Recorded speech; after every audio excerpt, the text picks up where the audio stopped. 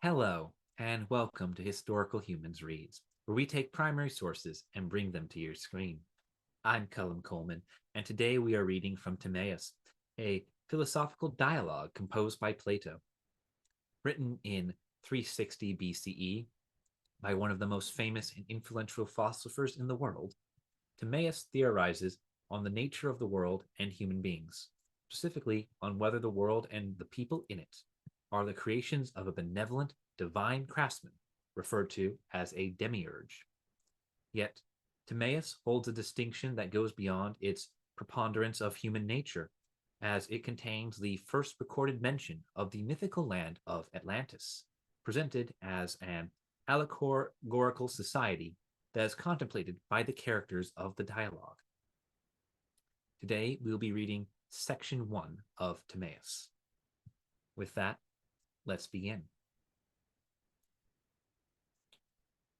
We will do our best and have been already preparing, for on our way home, Critias told us of an ancient tradition, which I wish, Critias, that you would repeat to Socrates. I will, if Timaeus approves, and I approve. Listen then, Socrates, to a tale of Solon's, who, being the friend of Drapetus, my great-grandfather, told it to my grandfather, Critias, and he has told me.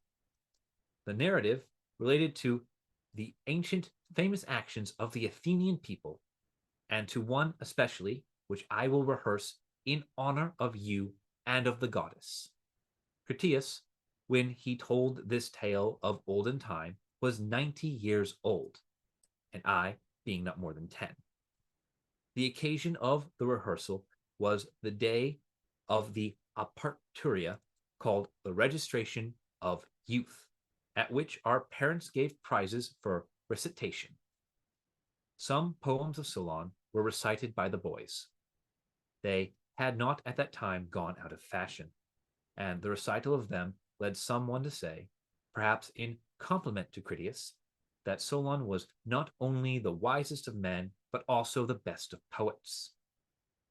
The old man brightened up at hearing this, and said, had Solon only had the leisure which was required to complete the famous legend which he brought with him from Egypt, he would have been distinguished as Homer and Hesiod.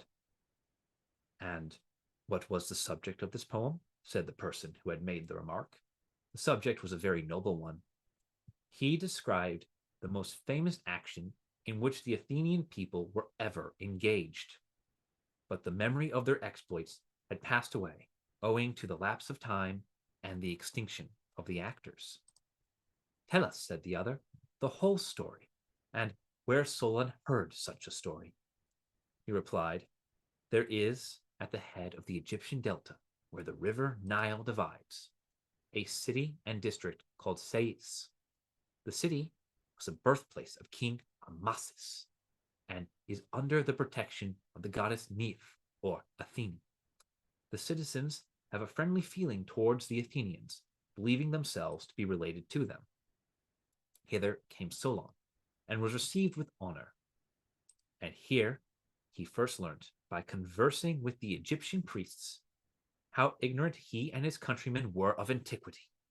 Perceiving this, and with the view of eliciting information from them, he told them the tales of Phoronius and Niobe, and also of Deucalion and Pyrrha, and he endeavored to count the generations which had since passed. Thereupon an aged priest said to him, O Solon, Solon, you Hellenes are ever young, and there is no old man who is a Hellene. What do you mean? He asked. In mind, replied the priest. I mean to say that you are children. There is no opinion or tradition of knowledge among you which is white with age. And I will tell you why. Like the rest of mankind, you have suffered from the convulsions of nature, which are chiefly brought about by the two great agencies of fire and water. The former is symbolized in the Hellenic tale of young Phaethon, who drove his father's horses the wrong way, and having burnt up the earth, was himself burnt up by a thunderbolt. for there occurs at long intervals a derangement of the heavenly bodies, and then the earth is destroyed by fire. At such times, when fire is the agent, those who dwell by rivers or on the seashore are safer than those who dwell upon high and dry places, who in their turn are safer when the danger is from water. Now, the Nile is our savior from fire, and there is little rain in Egypt.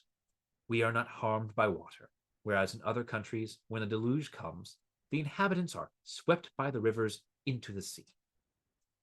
The memorials, which your own and other nations have once had of the famous actions of mankind, perish in the waters at certain periods, and the rude survivors in the mountains begin again, knowing nothing of the world before the flood. But in Egypt, the traditions of our own and other lands are by us registered forever in our temples.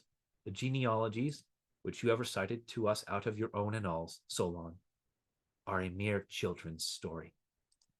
For in the first place, you remember one deluge only, and there were many of them. And you know nothing of that fairest and noblest race of which you are a seed or remnant. The memory of them was lost because there is no written voice among you. For in the times before the great flood, Athens was the greatest and best of cities, and did the noblest of deeds, and had the best constitution of any under the face of heaven. Solon marveled and desired to be informed of the particulars. You are welcome to hear them, said the priest, both for your own sake and for that of the city, and above all for the sake of the goddess who is the common foundress of both our cities. 9,000 years have elapsed since she founded yours, and 8,000 since she founded ours, as our annals record. Many laws exist among us which you are the counterpart of yours, and they were in olden time. I will briefly describe them to you, and you shall read the account of them at your leisure in the sacred registers. In the first place, there was a caste of priests among the ancient Athenians, and another of artisans, also castes of shepherds, hunters, and husbandmen, and lastly warriors who, like the warriors of Egypt, were separated from the rest and carried shields and spears, a custom which the goddess first taught you, and then the Asiatics, and we among the Asiatics first received from her. Observe again what care the law took in the pursuit of wisdom, searching out the deep things of the world and applying them to the use of man. The spot of earth which the goddess chose had the best of climates and produced the wisest men. In no other was she herself, the philosopher and warrior goddess, so likely to have votaries. And there you dwelt as became the children of the gods, excelling all men in virtue, and many famous actions are recorded of you. The most famous of them all was the overthrow of the island of Atlantis. The great island lay over against the Pillars of Hercules, in extent greater than Libya and Asia put together, and was the passage to other islands and to a great ocean, of which the Mediterranean Sea was only the harbor, and within the Pillars the empire of Atlantis reached in Europe to Tiheria, and in Libya to Egypt. This mighty power was arrayed against Egypt and Hellas and all countries bordering on the Mediterranean. Then your city did bravely and won renown over the whole earth. For at the peril of her own existence, and when the other Hellenes had deserted her, she repelled the invader and of her own accord gave liberty to all the nations within the Pillars. A little while afterwards, there were great earthquakes and floods, and your warrior race all sank into the earth, and the great island of Atlantis also disappeared into the sea.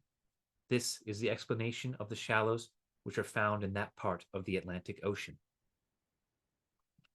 Such was the tale, Socrates, which Critias heard from Solon, and I noticed, when listening to you yesterday, how close the resemblance was between your city and citizens and the ancient Athenian state.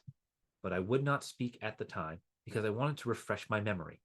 I had heard the old man when I was a child, and though I could not remember the whole of our yesterday's discourse, I was able to recall every word of this, which is branded into my mind, and I am prepared, Socrates, to rehearse to you the entire narrative. The imaginary state which you are describing may be identified with the reality of Solon, and our antediluvian ancestors may be your citizens. That is excellent, Critias, and very appropriate to a pan-Athenic festival. The truth of the story is a great advantage. Then now let me explain to you the order of our entertainment.